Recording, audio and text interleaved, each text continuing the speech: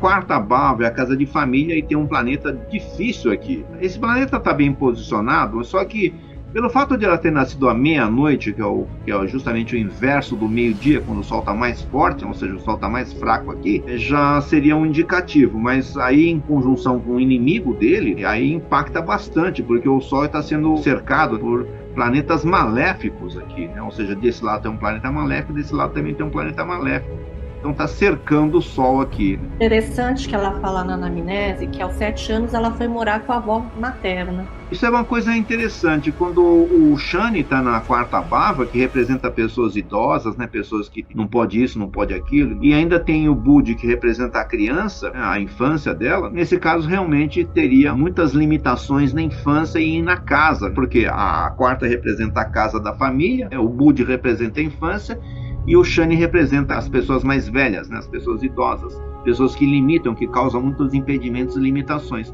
Então isso já explica por que aconteceu esse tipo de coisa na infância dela, né? Ou seja, a infância dela foi permeada por pessoas mais velhas, né? E também teve provavelmente a opressão do pai aqui. O Shani está em conjunção com o Surya, que representa o pai, vai representar justamente um pai bastante severo aqui. A parte afetiva dela foi impactada aí, né, professor? Que o Shani tá também aspectando o regente dela, que é o Shukra. Exatamente. E essa condição mental aí em relação à mãe também acabou impactando de alguma forma a questão mental dela. Sim. De repente, representada aí pela Bhava 5. Sim, a Daiane falou certo. O regente da sétima bhava, que é a área de relacionamento, que é onde a mente da pessoa está, ou seja, a mente representada pela lua, né? A lua então representa a mente, e a mente está fixada onde? Fixada na questão de relacionamentos de grupos. Só que ela está numa posição de hipersensibilidade, ou seja, está numa posição de ficar absorvendo a raiva, guardando ressentimento e tudo isso, então foi transferido pela mãe.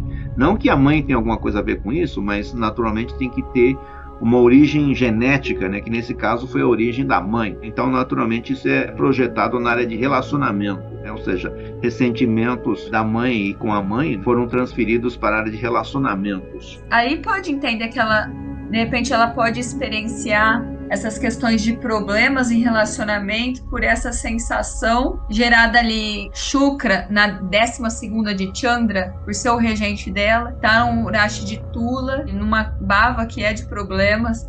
Então, de repente, ela pode ter aí, reforçando essa questão de Chandra Nitya na 7ª, dificuldade em relacionamento. E esse Shukra causar realmente problemas em relação a isso, o que traz essa questão dela querer resolver isso. Ela tem que resolver isso de alguma forma, nessa questão da existência dela. Você viu longe agora, Daiane, porque o Shukra estando na 12ª a partir da posição da Lua, isso é uma coisa realmente relevante, porque ele é o regente dela. Você viu realmente longe aqui. Agora, o que é interessante é que o Shukra, na 12ª, em relação, no caso aqui, a Chandra, que é uma posição estratégica, seria, de uma certa forma, positivo. O que foi também evidenciado porque ele está em seu próprio Rashi, ele está em sua própria bhava. Então, isso realmente indicaria, mesmo estando numa bhava do Sthana, ele indicaria algum tipo de evento favorável aqui, pelo menos enquanto o Chandra regesse a vida dela. Por exemplo, nos períodos em que Chandra regesse e o subregente fosse Shukra, seria